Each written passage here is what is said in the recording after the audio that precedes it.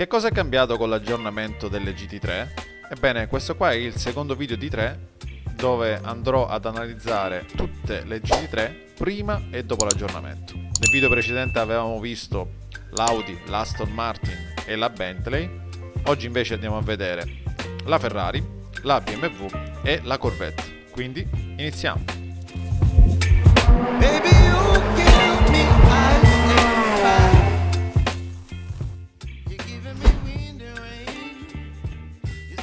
Vai, Mario dice a destra, andiamo. Mi piace questo sibilo in scalata che fa il motore. Vediamo qui curva 1.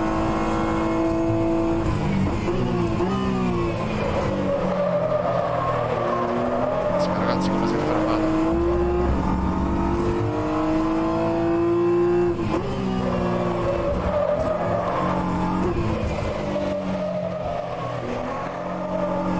Anche qua in uscita il culo è piantatissimo e assorbe benissimo i cordoli, quindi secondo me qui vediamo qua nella parte stretta. Anche nello stretto lavora bene.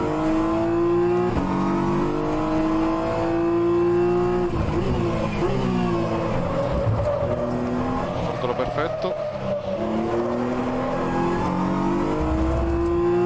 Forse taglia troppo il TC, ma almeno mi assicura un'uscita abbastanza fluida.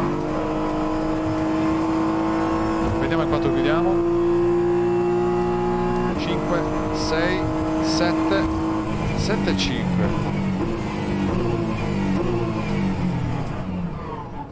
Dai, next. Nuova versione, vediamo cosa ha da dirci. Vediamo soprattutto cosa è cambiato. Oh, guardate che figata l'amica di Mario che ti mette la manina così. Guarda, prova, e lui mette la mano. Prova a spostarti e lui dice fermo. Guarda, fermo. Fermo. Pigli lo stop and go. E poi dice vai, vai, vai.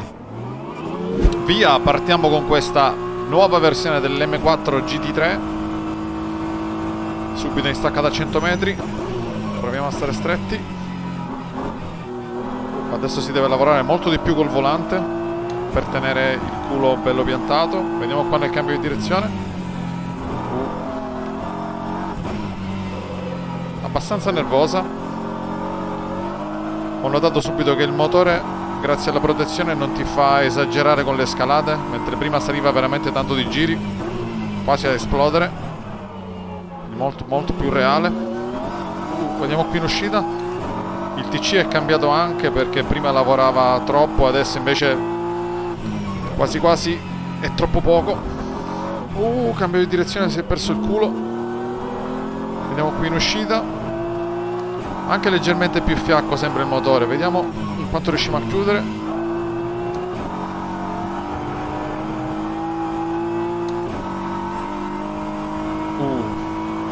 Grandi sensazioni, anche il sound è migliorato tanto. Molto più coinvolgente. Vediamo, 7, 8, 8. Spettacolo. Anche il consumo gomma è cambiato tantissimo. Guardate lì, la posteriore destra è quella che ha sofferto di più ed è già al 95%.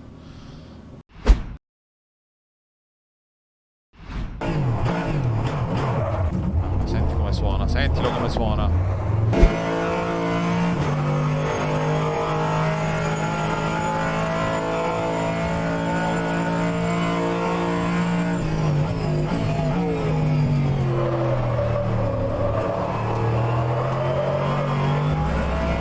Abbia una barra anteriore troppo rigida come setup anteriore, perché come setup base, perché l'anteriore è veramente difficile da far inserire. Vediamo qui nella parte stretta, è proprio difficile da far inserire.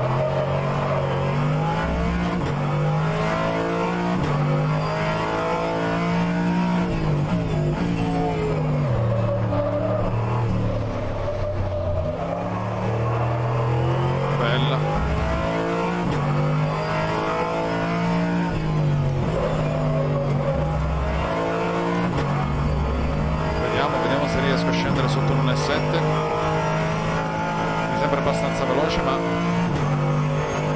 4, 5, 6, 7, 8, no, addirittura più lenta.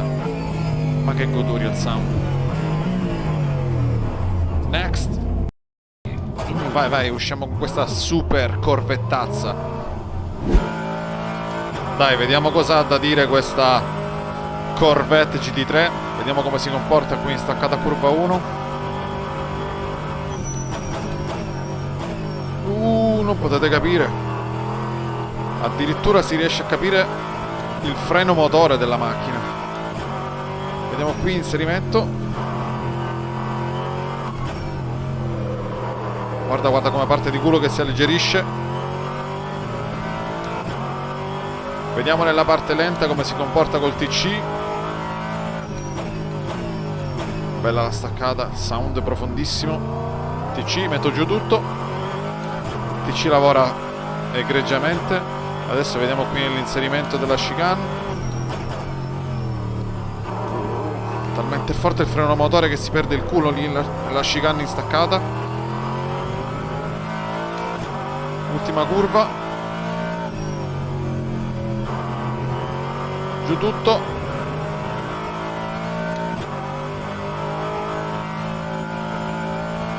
Mamma che sound, ragazzi, che sound.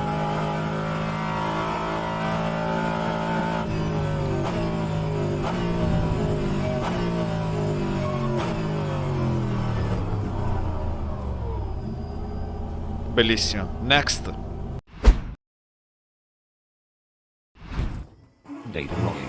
Questa è già pronta, vai.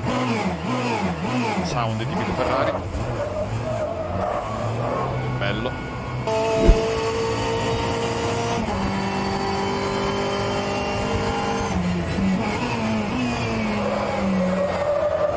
Uscitissima il cordolo, uscita.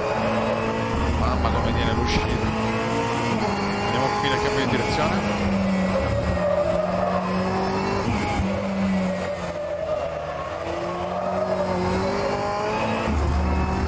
Bella, bella veramente.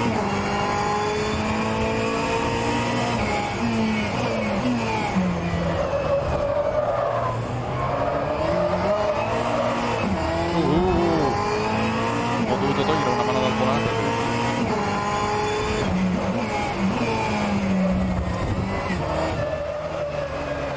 Uscitissima al cordolo, giù tutto. Sfruttiamo l'esterna. Sono andato leggermente lungo, ma proprio di 1 metro. Dai, dai che ce la facciamo. 3, 4, 5, 6, 7. Incredibile, ragazzi. Avete visto? Non ci siamo. 1, 8 e 270. Next. Allora ragazzi, proviamo la 488 GT3, ho altissime aspettative su di questa. Ho dovuto spostare il bilanciamento della frenata avanti perché era negativo, pensate che era 49 davanti. Comunque vediamo come si comporta. Staccata curva 1, 100 metri. Questa frena fortissimo. Apice, via, giù tutto. Vediamo qua nel cambio di direzione.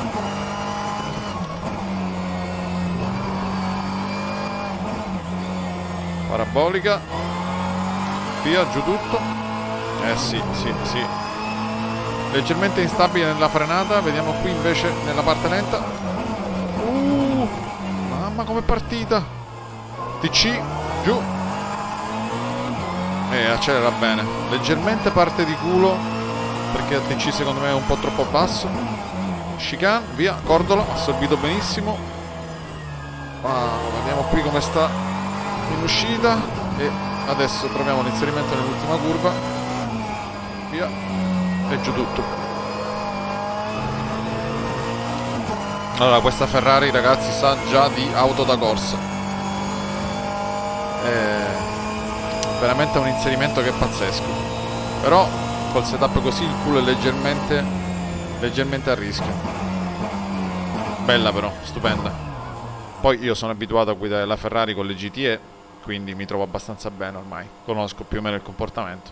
3:28 a.m. Bene ragazzi, anche oggi ci siamo portati a casa qualcosa. Queste 3 auto sono eccezionali, anche queste hanno 3 caratteri totalmente differenti, come avete visto. La Ferrari è un pochino più precisa, la Corvette dovrebbe avere un motore mi pare 6.200 e quindi quelle scalate magari repentine facevano perdere il posteriore. Eccezionale. Anche la BMW è migliorata tanto, come sensazione di guida adesso è molto più nervosetta, mi viene da dire. Il sound è migliorato all'interno dell'abitacolo, dei piccoli suoni di sottofondo della meccanica tipo. E in ultimo finalmente adesso con la protezione del motore in scalata hanno evitato che si potesse scalare in quel modo esagerato per far frenare la macchina eccessivamente. Quindi devo dire un grandissimo lavoro. Inoltre volevo rispondere anche a un paio di voi che mi hanno scritto come si fa a vedere l'impronta della gomma a terra in tempo reale lì in alto a sinistra. E allora molto semplicemente dovete andare su assegna controlli e poi andare nella seconda scheda assist e gameplay e qui nella terza colonna in basso troverete triple e tires e molto semplicemente dovete assegnare un comando e poi vi basterà cliccare Alt più il comando che avete assegnato, mi sembra 2 volte, per vedere poi in alto a sinistra lì comparire l'impronta a terra in tempo reale degli pneumatici. Ok ragazzi, questa era la seconda parte delle GTE messe a confronto e aspettiamo l'ultima parte dove ci sarà la Radical. Quindi se il video vi è piaciuto lasciate un pollice in su e noi come sempre, vabbè non ve lo dico neanche, lo sapete. Ciao! But I don't wanna miss you, babe.